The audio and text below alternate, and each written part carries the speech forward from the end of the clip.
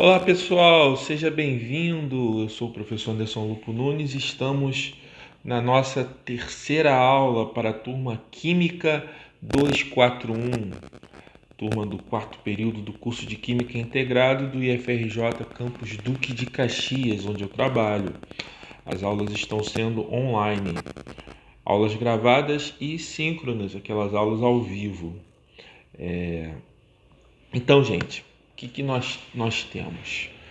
Nós começamos a ver o assunto oscilação, movimento harmônico simples, sistema massa-mola, pêndulo simples e uma variação do sistema massa-mola na horizontal, o sistema massa-mola na vertical, tá? Na aula anterior, nós vimos, a partir das equações do MHS, um sistema massa-mola, a gente conseguiu chegar no gráfico, a construção do gráfico a partir das equações. Agora, eu vou resolver um outro exemplo, um exemplo oposto ou reverso ao exemplo feito na aula passada. A gente vai dedicar essa aula de hoje para isso. Eu vou dar o gráfico do sistema massa-mola que está funcionando no movimento harmônico simples, e a partir desse gráfico nós vamos obter os dados todos e também montar a equação completa. Então é bem interessante esse exemplo, bem elaborado. Então prestem atenção porque é importante, tá? Então vamos lá. Considerando que o gráfico da figura abaixo é a posição x de t em função do tempo de um oscilador massa-mola que faz um movimento harmônico simples e que o oscilador possui massa de 100 gramas, calcule o que se pede. Letra A, posição inicial. Letra B, amplitude. Letra C, período do oscilador. Letra F, frequência angular. Letra D, frequência angular. Letra E, constante de fase. E letra F, a equação da sua posição, em função do tempo, lógico. Então nós temos que a posição inicial é o ponto onde t igual a zero. O valor de x, onde t igual a zero, é o tempo inicial, quando se começa a observar o movimento. Observando que cada quadradinho vale 1 centímetro, ele está 1 centímetro acima do zero, então a posição inicial igual a 1 centímetro. Simples assim, só observar. A amplitude é a distância do ponto onde a mola está indeformada até o ponto máximo que ela atinge, positivo e negativo. Observando ali é o ponto máximo da curva. Então essa distância do zero, do t até o ponto máximo, é 2 centímetros, contando aí 2 quadradinhos. Estão vendo? Muito bem. A amplitude poderia pegar o valor negativo também, amplitude abaixo, também dá 2 centímetros, podem observar. Bom, o período de oscilação. O período é o tempo que corresponde a um ciclo completo. Você veja aí que você parte desse ponto do alto da curva, vai ao zero, vai ao ponto mais baixo e retorna ao ponto mais alto. Esse tempo todo aí é o período. A gente conta 12 quadradinhos. Poxa, professor, não consegui ver dessa figura, ficou estranho. Não tem problema, a gente pode pegar outros pontos de observação. Não precisa ser do ponto máximo até o ponto máximo. A gente pode pegar, por exemplo, do ponto que intercepta o zero. Esse ponto ali, eu vou colocar outra reta para marcar. Aí, ó, tá vendo? Então esse daí também pode servir para marcar o período. Você pode observar que conta exatamente 12 quadradinhos. Que cada quadradinho... Quanto vale cada quadradinho, professor? Como é que é isso aí? Se você for observar ali, ó, tá cortado, deixa eu consertar.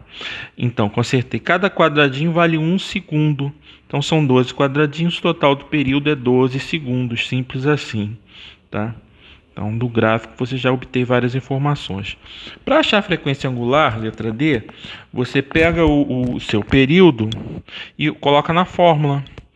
Ômega, que é a frequência angular, igual a 2π sobre o período. Então, substitui os valores na fórmula e pode calcular a frequência angular. E aí nós vamos obter o resultado.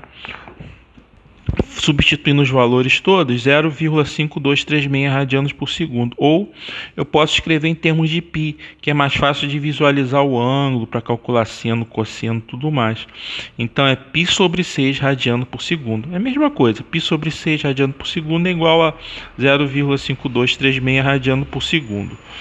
A forma de baixo é melhor, tá? É mais elegante, é mais fácil de visualizar o que está ocorrendo. Mas se responder a parte de cima, também vou considerar correto, não tem problema nenhum não, tá bom? Bom, o item mais difícil, calcular a constante de fase. Para isso, você não tem uma fórmula específica. A constante de fase é esse φ0 ali, que está dentro do argumento do cosseno ali, ó, ômega-t mais φ0, ou da velocidade, ômega-t mais φ0. Essas fórmulas são usadas para calcular esse ângulo de fase ou constante de fase. Vou usar a primeira, né? Porque eu não tenho a velocidade inicial, mas a posição inicial eu tenho. A posição inicial é 1, a amplitude é 2. Fazendo t igual a 0, 0 multiplica a frequência angular dá 0. Então você vai ter 1 igual a 2 vezes cosseno de φ0. Pegaram aí a conta? Show de bola. Então o que eu vou fazer na etapa seguinte? Eu vou passar esse 2 para o outro lado dividindo.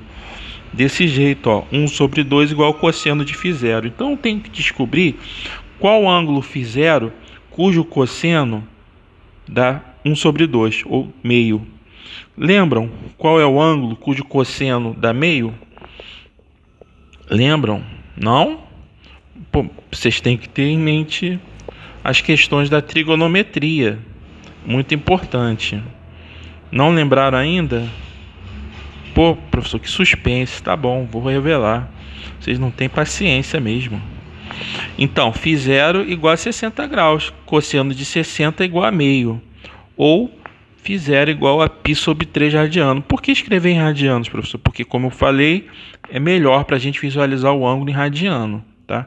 E como o ômega é obrigatoriamente radiano por segundo, não faz sentido manter o φ em grau, porque aí fica 2 unidades de ângulo diferentes na mesma conta. É muito esquisito, então tem que botar tudo em radiano para escrever a equação. Porque na letra F a gente tem que escrever a equação do MHS. Então, para escrever a equação, tem que botar tudo em radiano. Essa resposta de 60 graus está correta? Tá. Mas na etapa seguinte vai ter que estar em radianos. Então a equação da posição é essa daí. X de t igual a A vezes cosseno de ômega-t mais φ0. Calculei tudo nos itens anteriores. O A já tinha calculado 2. O ômega já tinha calculado π sobre 6. E o φ0 calculamos no último item anterior, π sobre 3. E está aí o resultado. Esta é a equação. Então eu posso partir dessa equação desenhar o gráfico ou, a partir do gráfico, chegar na equação. Não é interessante? Então, esse é o nosso segundo exemplo de MHS. Em geral, a gente vai fazer isso. Ou eu dou o gráfico, ou eu peço o gráfico. Nisso, nós vamos ter duas listas de exercício.